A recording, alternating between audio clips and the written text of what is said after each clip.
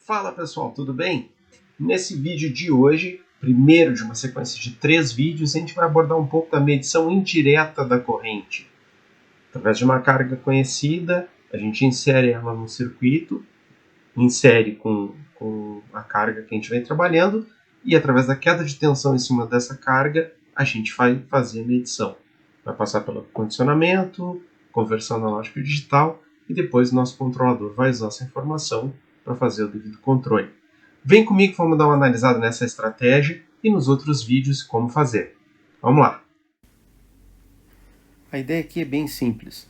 A gente vai colocar uma resistência em série com uma carga e vai medir a diferença de potencial em cima dessa carga, tá?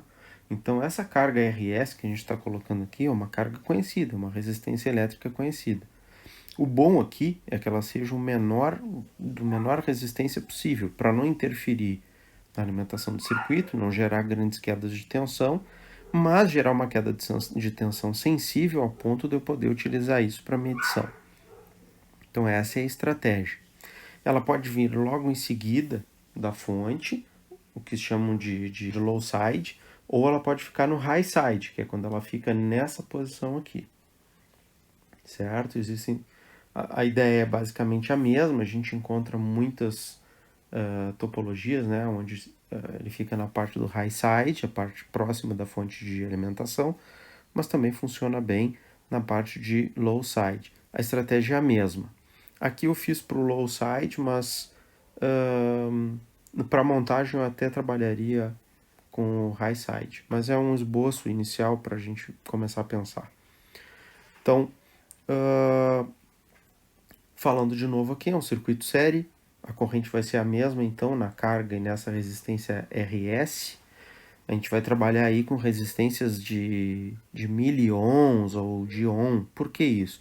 Quanto menor for o valor da resistência, menor a queda de tensão em cima dela e menor também vai ser a dissipação de potência sobre essa carga, visto que a potência está associada ao valor da resistência e à corrente que passa nesse circuito.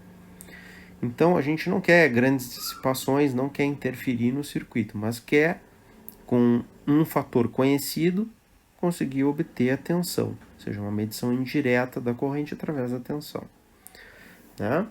Então, uma das estratégias, seja no low side ou no high side, é a gente colocar um circuitinho, um amplificador na configuração diferencial, onde ele vai medir a diferença de tensão entre o ponto V1 e o ponto V2, e com isso eu não preciso ter um valor grande de RS, eu posso ter um valor pequeno, e aí eu utilizar aqui a estrutura para achar um ganho tal, que isso entrando lá no conversor analógico digital me permita fazer a conversão, e aí ter esse valor lido lá pelo meu controlador, o meu circuito, e é onde ele vai fazer a atuação, tá? Então vamos focar aqui no circuito. Se eu considerar um caso particular onde o R2 é igual ao RF, tá? Então aqui ó, resistência que fica na realimentação negativo, tá invertido isso aqui. Agora sim, tá? Tá lá na minha realimentação negativa, o RF, e aqui, ó, o R2. Se o RF for igual ao R2, e aí eu posso chutar valores em torno de 100 kΩ, né, ou até menos, se for o caso, e o R1 for igual ao RG, eu posso dizer, então, que a fórmula de ganho, onde eu tenho Vout por Vin, vai ser RF divididos por RG, né, ou R2 divididos por R1, vezes o V1 menos o V2 ali, tá? Essa é a medição que eu posso fazer. Bom, é a diferença que eu vou ter ali. Uma questão, então, que eu falei para vocês que é importante é trabalhar com esse RS, tá? Valor pequeno. Então, ele vai aí de 50 milions até 100 ohms, dependendo da corrente que eu vou fazer com que circule ali. Se for correntes da ordem de miliamperes, eu posso trabalhar com resistores da ordem aí de 100, 200 ohms. Né? Se eu for trabalhar com correntes de 1 ampere, é bom que eu trabalhe, então, com valores de resistência shunt ou resistência RS da ordem de 50 miliohms. Outra questão que é muito importante, porque esses circuitos são muito sensíveis, são aos valores de RG, RF, R1 e R2. Eles têm que serem par casados, tem que ser muito certinho o valor deles. Se tiver diferença, a rejeição de modo comum cai significativamente. Tá? E isso não é nada bom, certo? A rejeição de modo comum é aquela rejeição que não é amplificação, então, de um sinal que está presente comumente na entrada V1 e na V2. Por exemplo, os 60 Hz, né? Um ruído qualquer que induziu ali. Né? Se ele tem uma alta rejeição de modo comum, esse sinal que é presente tanto em V1 quanto em V2 vai se subtrair e vai desaparecer. Contudo, se houver um desbalanço nos valores de R1, R2, RG e RF, não for parzinho casado ali, R2 exatamente igual ao RF e R1 exatamente igual ao RG, vai dar uma variaçãozinha e a amplificação vai acontecer também para essa diferença, não vai ter uma boa taxa de rejeição de modo comum, tá? E a gente deseja que seja o maior possível. Só para ter ideia, com variações aí de 10%, eu vou ter uma rejeição de modo comum em torno de 68 dB. Se eu tiver, em contrapartida, 0,1% de erro nas resistências, se eu escolher a tolerância lá para 0,1%, que é bem difícil de conseguir, né? Mas tendo ali, essa rejeição de modo comum já vai para 88 dB.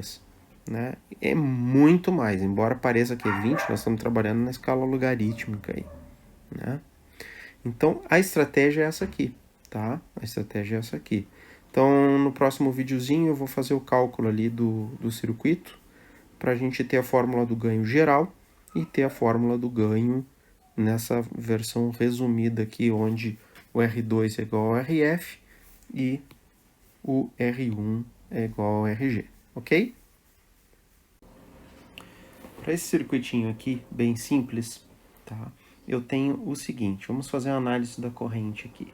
Eu tenho aquele nó e eu vou imaginar o seguinte. Aqui, ó, eu tenho praticamente zero de... É o que se chama de terra virtual, né?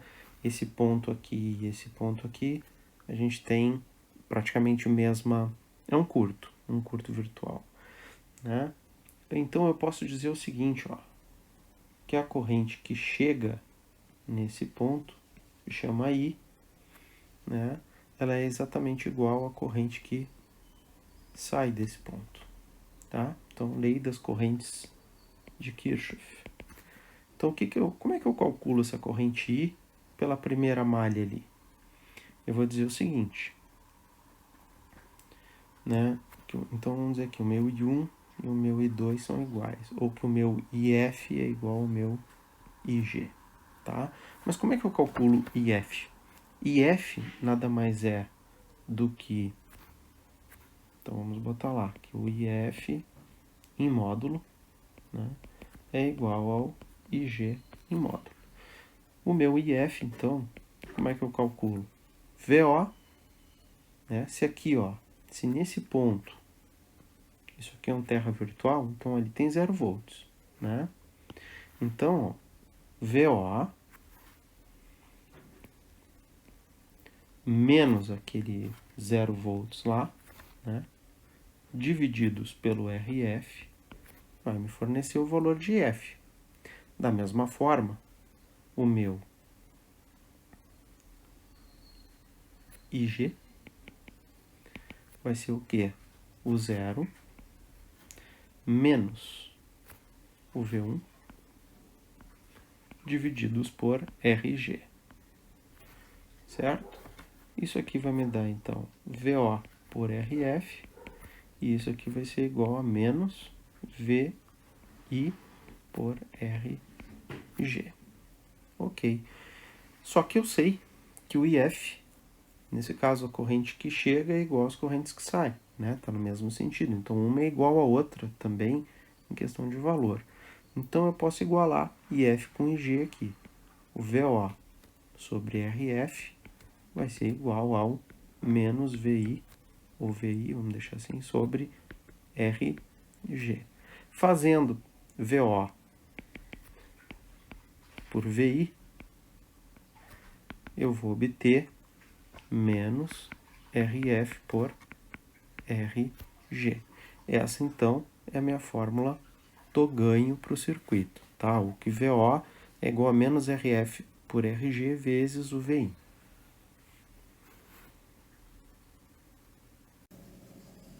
Fosse algo desse tipo aqui,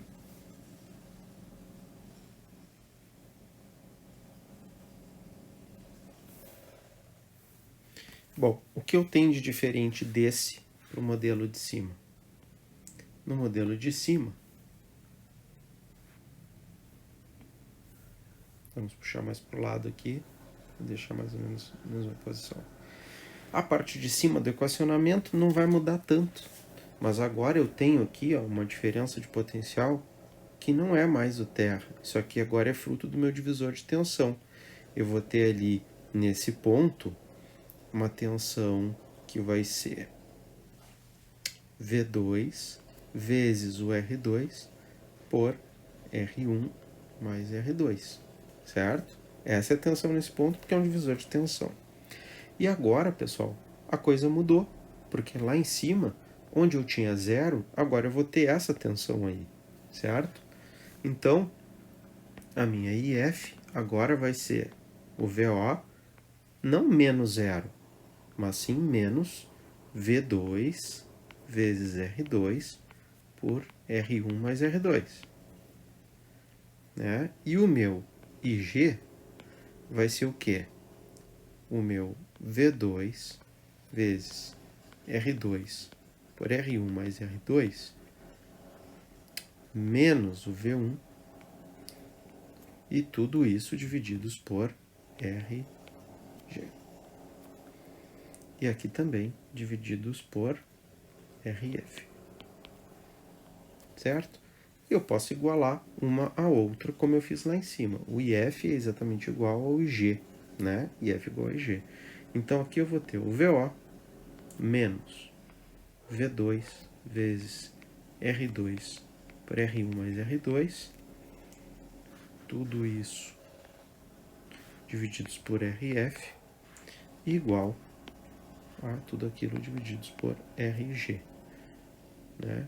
V2 vezes R2, R1 mais R2, menos V1. Certo? Ou VI, né? VI. Posso fazer a multiplicação cruzada aí, o RF vai para a direita, o RG para a esquerda. Então, RG multiplica o VO menos V2, R2 por R1 mais R2 é igual ao RF, que multiplica V2, R2, R1 mais R2, menos VI. Certo? E aí eu vou desenvolvendo. O meu objetivo é chegar na relação VO por VI. Ok. Seguindo algum algebrismo, eu substituí simplesmente isso aqui para facilitar, chamei de VB, tá certo? Que é essa tensãozinha aqui, tá? E depois no final eu trouxe de volta, só para facilitar os cálculos. Então, VO menos VB tem que ser igual a corrente que chega tem que ser igual à corrente que sai. VB menos V1 por RG. Então, VO menos VB por RF, corrente que chega no nó, igual a corrente que sai do nó. Ou seja, a mesma coisa que a gente já tinha feito lá em cima, a mesma coisa que eu fiz aqui em vermelho, E aí eu segui desenvolvendo. VO menos VB, RF por RG, VB menos VI, o V1. Fui desenvolvendo, até que eu cheguei aqui, certo? Bom, aí aquela consideração. Se eu chegar à conclusão que o RF tem que ser igual ao R2 e que o RG tem que ser igual ao R1, então aqui, ó, RF igual ao R2, tá? E o RG igual ao R1, tá? Considerando essas duas situações, eu tenho um caso particular da fórmula de cima. Então eu substituo, notem que isso é igual a isso, então vai cortar, né? Isso aqui corta com isso aqui. Vou ficar lá então com menos RF-RG, estou aqui, menos RF-RG-V1 mais RF por RG-V2, isso aí vai me dar que a tensão de saída vai ser igual a RF por RG, o valor de RF por RG, vezes a diferença entre V2 e o V1, tá? V2 e V1. Certo, pessoal? Bom, então, na verdade é só montar ele invertido, né? Que eu vou ter a medição correta e positiva. Daí eu posso montar ele só, sendo que o V2 sempre maior do que o V1, eu vou ter, vai ficar mais fácil de usar, tá? Então a gente monta o circuito invertido, esse aqui então ficando na parte próxima da fonte, né? E aqui a carga, e aqui o GND, né? E aí é certo que o V2 vai ser maior que o V1, não vai ter problema nenhum, tá? Eu posso alimentar esse circuito com GND e VCC. O bom era montar ele com uma fonte simétrica e aqui botar valores próximos de menos 2 volts por aí. E aqui, ó, essa tensão positiva, o V mais e o V menos, tá? O V mais dele sempre superior à tensão que vai estar na fonte. Então, se essa fonte aqui for uma tensão de, sei lá, 20 volts, a tensão de alimentação do operacional tem que ser, no mínimo, 20 volts, tá? Senão ele pode queimar, tá certo? Lembrando também que eu tenho que ver as especificações desse componente, né? Daqui a pouco ele não funciona com 20 volts, certo?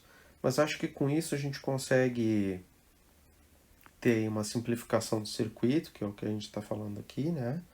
Então, tendo o valor de RF por RG, sei lá, se o meu RF é 100K e o meu RG é 1K, eu vou ter um ganho aí, isso aqui é o ganho, né? O ganho vai ser de 100 vezes. Eu vou pegar a diferença de tensão, vou multiplicar por 100 e vou ter o VO. Se a corrente que vai passar lá é 4 mA. Se a corrente que passa lá for 20 mA, né? Eu tenho que fazer com que haja uma queda de tensão tal, né? Um V2 menos V1 tal, que me proporcione uma tensão de saída dentro do padrão que eu estou esperando lá, de 5 volts, ou 1 volt, ou 3.3 volts. Então, agora vem a parte de pensar o que eu tenho que fazer para que essa diferença de tensão aí fique tal que o meu AD consiga ler, tá certo? Assim, pessoal, eu fiz a seguinte conta aqui.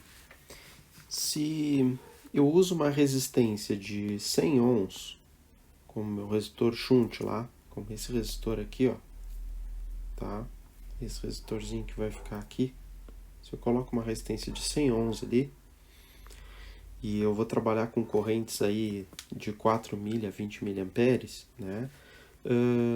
Eu preciso fazer com que tudo funcione direitinho. Então, 4 mA vezes os 100 ohms que eu chutei que eu ia colocar lá, eu vou obter 0,4 volts na saída. Minto, de diferença de tensão. Esse delta-V aqui. Eu ainda tenho que multiplicar isso pelo ganho, RF por RG, para obter o meu VO. Notem que está muito grande essa tensão já usando essa resistência de 100 ohms. E olha as quedas de tensão que eu vou ter, 0,4 e 2 volts, provavelmente a minha fonte de alimentação ela vai estar trabalhando com 5 a 10 volts. Normalmente 10 volts se utiliza na escala industrial, ou mesmo 24. Se isso acontecer, se eu for trabalhar com 24 volts, eu já estou aí com quase 10% de queda, uns 8% aí. E isso não é legal, né?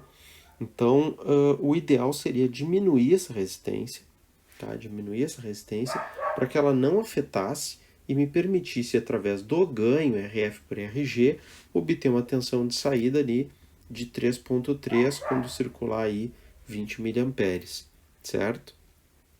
Evidentemente que eu vou ter que botar um circuito de proteção para que ele não libere para o meu conversor analógico digital mais do que 3.3 volts. Então vou ter que ter algum circuitinho aí para proteger. Mas enfim, né, isso é secundário. Se a gente for fazer a conta aqui, eu chutei então diminuir esse valor de resistência aí para 12 ohms, para próximo de 12 ohms. Então 20 mA vezes 12 ohms vai me dar 0,24 volts de diferença de tensão.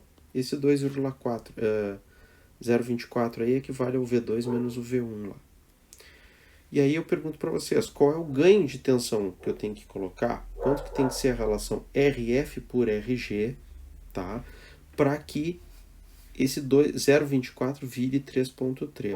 Bom, eu dividi ali, encontrei um ganho de tensão de 13,75. Então o meu RF tem que ser 13,75 vezes maior que o RG, tá? Ok. Aproximadamente.